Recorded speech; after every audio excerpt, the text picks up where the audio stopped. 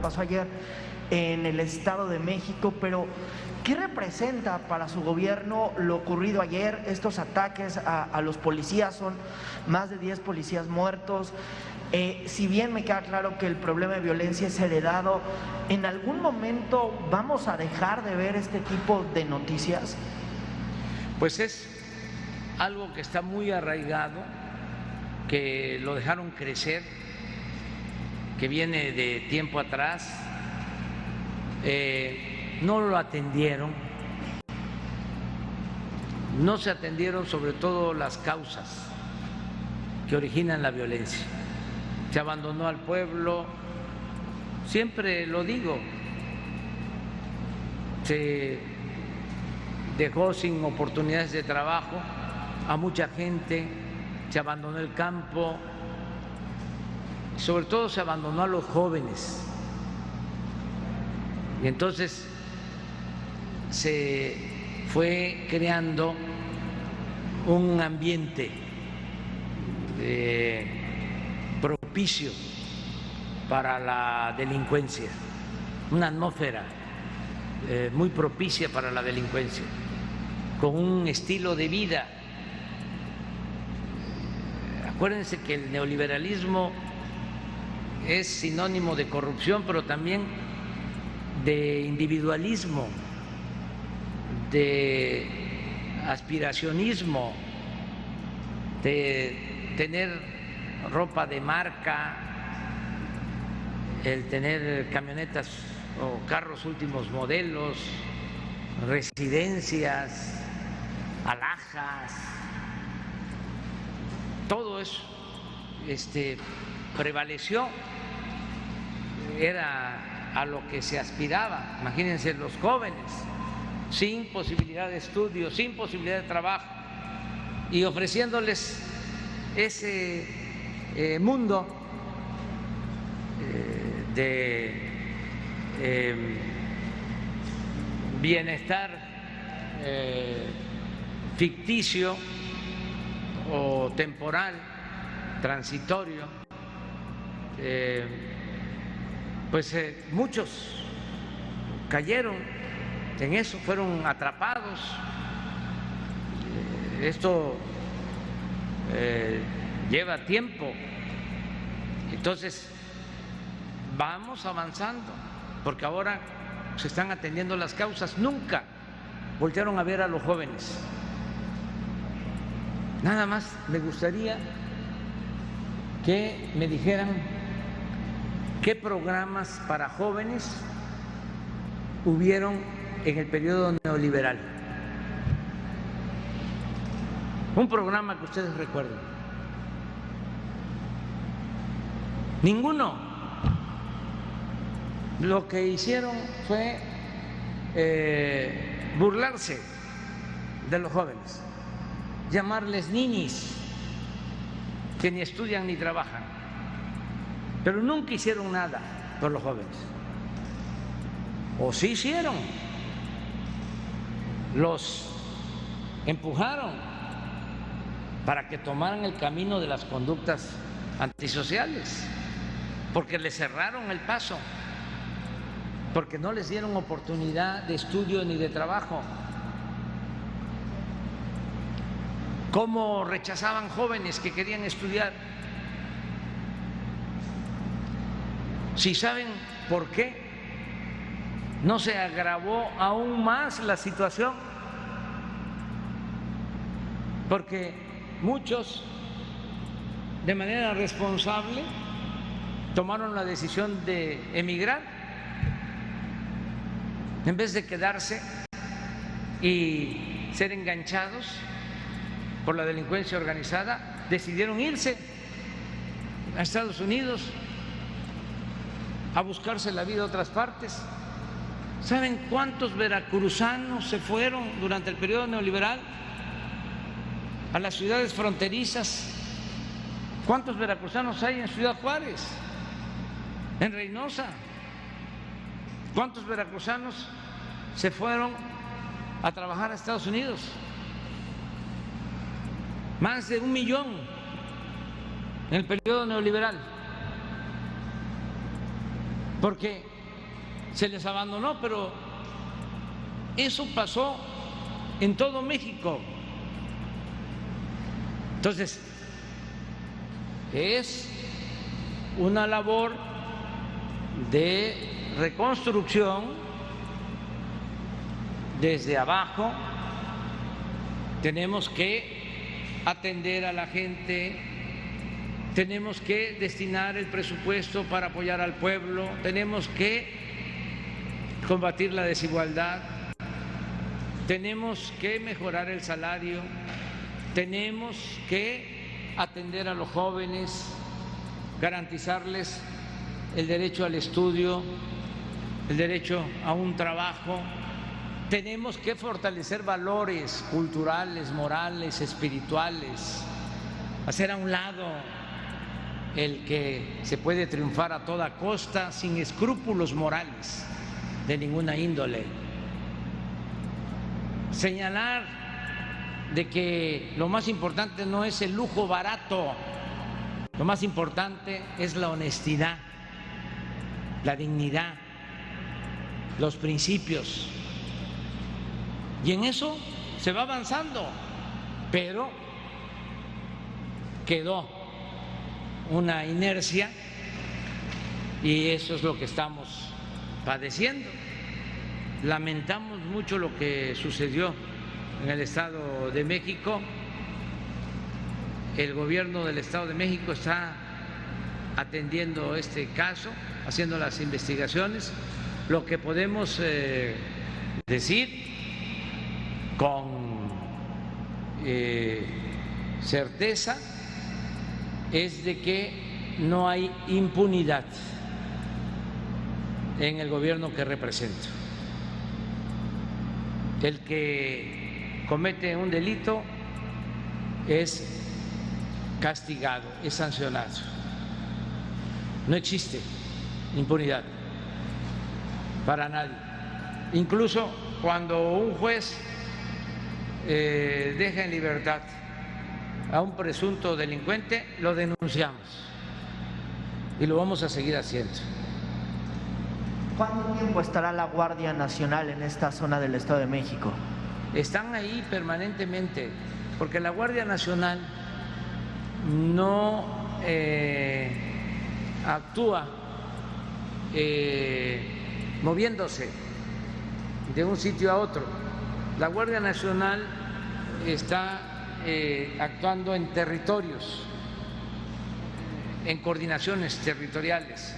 Por eso estamos haciendo los cuarteles de la Guardia Nacional, que ahora ya están construidos 150, pero vamos a tener el año próximo 240 y vamos a llegar a más. Aquí en Veracruz son 11, pero hacen falta muchos más cuarteles. Solo en Jalisco ya tenemos 30 y vamos a tener en todas las regiones del país presencia de la Guardia Nacional. ¿En esa zona ya estaban como tal? En esa zona tenemos, ¿cuántos? 32 coordinaciones en el Estado de México y vamos a fortalecer más nuestra presencia para ayudar. Presidente, ¿por qué un año después de que aparecieron los primeros confinamientos en México por el COVID-19 se decidió cerrar la frontera sur? ¿Por qué hasta ayer se tomó la decisión? No. ¿O ya estaba antes o qué había pasado? Siempre. Mire, nuestros adversarios, que no son nuestros enemigos, porque nosotros no tenemos enemigos, ni queremos tenerlos. Nuestros adversarios, los conservadores, están muy molestos y hacen mucho coraje.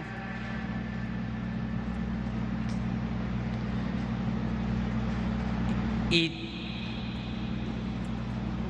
cuestionan todo lo que hacemos y a veces hacen el ridículo. Por ejemplo, ya no lo voy a seguir mencionando, ya solo esta vez. Pero imagínense un escritor, Enrique Krause, hace un artículo pidiéndole al presidente Biden que me regañe. ¿Cómo un ciudadano mexicano, pero acá en especial, en este caso, un intelectual orgánico, va a pedir a un gobierno extranjero que intervenga en asuntos que solo competen a los mexicanos? Bueno, ¿cómo explico esto? Por la desesperación. Yo recuerdo que está aprobado, nunca digo nada sin tener pruebas. Cuando estaba la guerra sucia en el 2006, que decían que yo era un peligro para México, los mismos, ¿no?, que se sentían los dueños del país, que no querían los cambios, los mismos que tenemos ahora de opositores, nada más que ahora ya sin máscaras.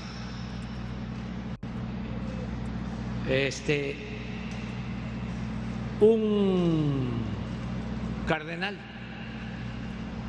mexicano le pidió a un embajador de Estados Unidos de que Estados Unidos interviniera para que yo no ganara. Así como se los estoy diciendo. Yo por eso admiro mucho al Papa Francisco, porque es diferente, es distinto. Yo soy pues conocedor de la historia y en las tres transformaciones que han habido, los papas de entonces se opusieron a la independencia, a la reforma, pero también cuando la revolución, fíjense lo que son las cosas, mientras el presidente Wilson de Estados Unidos no reconoció a Huerta porque consideraba que se había cometido un asesinato con el presidente Madero, que había sido asesinado, y nunca el presidente Wilson, demócrata, reconoció a Huerta, un papa lo reconoció. Francisco es distinto. Pero bueno, ¿qué enseña todo esto? De que la historia se repite. No es raro pues que vayan al extranjero. Hace poco el de Coparmex, que estaba un señor de Hoyos. ¿Gustavo de Hoyos? Gustavo de Hoyos, sí. ¿A dónde fue? A España, o se comunicó con el rey Fernando Felipe VI para pedirle lo mismo, que vinieran aquí a regañarme. Y bueno, ¿cómo se va a olvidar que los conservadores fueron a traer a Santana luego de que Santana entregó más de la mitad de nuestro territorio, luego de ese gran zarpazo que Santana se va al extranjero, al exilio, van los conservadores a traerlo de nuevo y le dicen no se preocupe, le escribió una carta, nada más que no se puede comparar a Lucas Alamán porque era realmente un buen intelectual, historiador, con Krause, pero Lucas Alamán le escribe a Santana diciendo véngase, no se preocupe, aquí nosotros tenemos el control de la opinión pública porque somos los que manejamos los principales periódicos de la capital y del país. 1853. Pero después, como 10 años después, van a traer a Maximiliano y a Carlota, los conservadores. Entonces, es una actitud de ir a pedir que intervengan en nuestro país. Son como las ranas pidiendo rey. Se les olvida que estamos en una república democrática.